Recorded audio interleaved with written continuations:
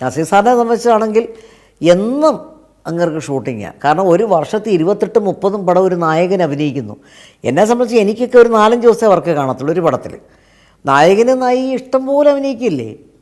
ആ ഷീലാമ്മയൊക്കെ എത്രയാ സിനിമകളിൽ അഭിനയിച്ചിരുന്നേ. ഞങ്ങളെല്ലാം കൂടെ ഇങ്ങനെ ഏതെങ്കിലും ഔട്ട്ഡോർ പോകുമ്പോഴായാലും സ്റ്റുഡിയോയിലായാലും ഇന്നത്തെ പോലെ ക്യാരവനില്ല, ഒരു ഷീറ്റ് വിരിച്ച് അങ്ങേയറ്റത്തിന് നസീർ സാറ്, ജയഭാരതി, ഞാൻ, ഷീല, ബാസിയേട്ടൻ എല്ലാവരും ഇങ്ങനെ കിടന്നുറങ്ങുക. അപ്പം ഇതിൽ ബാസി ചിലപ്പം ഈ ജയഭാരതിയോ ആരെങ്കിലുമൊക്കെ ഈ ഗർഭിണികളായിട്ട് വയറ്റത്ത് കെട്ടിവെച്ച ഒരു തലയാണ പോലൊരു സാധനമായിരിക്കും. നസീർ സാറ് ചോദിക്കുന്നത് കേൾക്കാം, കൊച്ചേ ആ ഗർഭം ഇങ്ങനെ തന്നെ ഞാൻ എൻ്റെ തലയൊന്ന് വയ്ക്കട്ടെ. അങ്ങനെയൊക്കെ അത്രത്തോളം ഞങ്ങളങ്ങ് എന്താ പറയുക, ഒരു കുടുംബം പോലെ ഞങ്ങളെല്ലാവരും വേറെ വേറെ ആൾക്കാരാണെന്നുള്ള ഒരു സങ്കല്പമേ ഞങ്ങൾക്കില്ലായിരുന്നു. ഏത് സ്ഥലത്ത് കിട്ടി ഏത് ഭക്ഷണം കിട്ടിയാലും അത് കഴിക്കുക.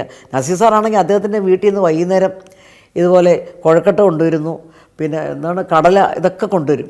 സത്യം പറഞ്ഞാൽ അത് മുഴുവൻ തിന്ന് തീർക്കുന്നത് ഞങ്ങളാണ്. വാ എല്ലാവരും കൂടെ വാ എന്ന് പറഞ്ഞാൽ എന്തൊരു സൗഹൃദമായിരുന്നു.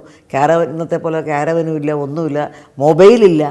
അത് തന്നെ വലിയ കാര്യം. കാരണം ഇന്നത്തെ കാലത്ത് അങ്ങനെയാണ്, ഒരു മൊബൈൽ കിട്ടിയപ്പം ആർക്കും സംസാരിക്കാനോ ഒരു ഹായ് പറയാൻ പോലും സമയമില്ല. എല്ലാവരും ഇത് നോക്കിക്കൊണ്ടിരിക്കുക. നമ്മളതിലേ പോയാൽ പോലും നമ്മളെയൊന്നും ആരും ശ്രദ്ധിക്കുന്നില്ല. നമ്മൾ അങ്ങോട്ട് ശ്രദ്ധ തിരിക്കണം.